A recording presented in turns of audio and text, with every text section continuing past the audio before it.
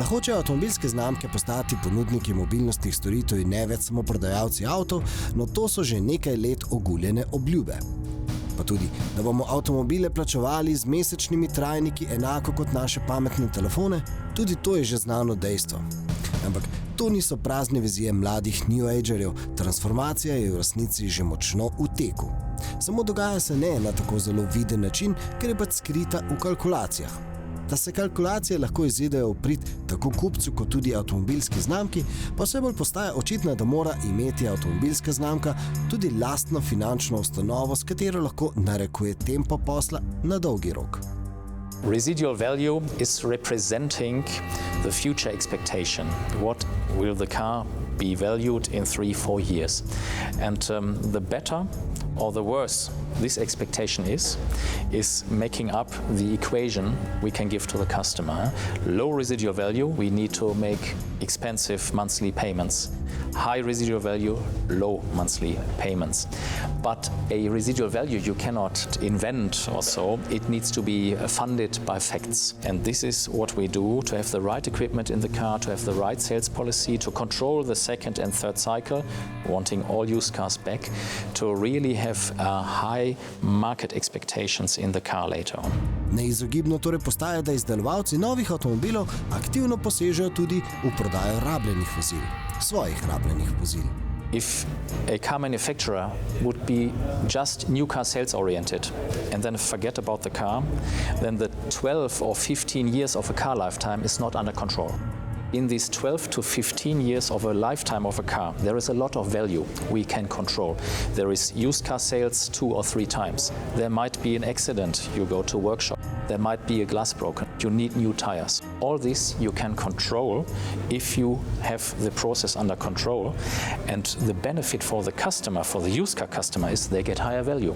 They get warranty with the used car, they get premium used car. All this we only can provide by controlling used car cycles. Ukvarjanje s prodajo predhodno voženih avtomobilov za avtomobilsko znamko pomeni zelo neposreden dotok denarja in to bo v prihodnosti samo še bolj delalo razliko med uspešnimi in manj uspešnimi znamkami. Je pa tu še en motiv.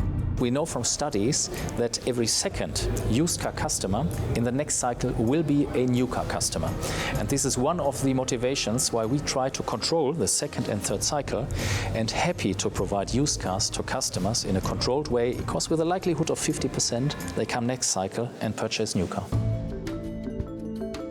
V izjavah vodilnega Toyotinega finančnika se redno pojavlja beseda nadzor. Ta beseda pa ima lahko v tem primeru pozitivno konotacijo za uporabnika, za kupca. The secret behind is over these, let's say, 4 or 5 years where a customer owns a car with financial services, we have many contact points. We are in touch with the customer.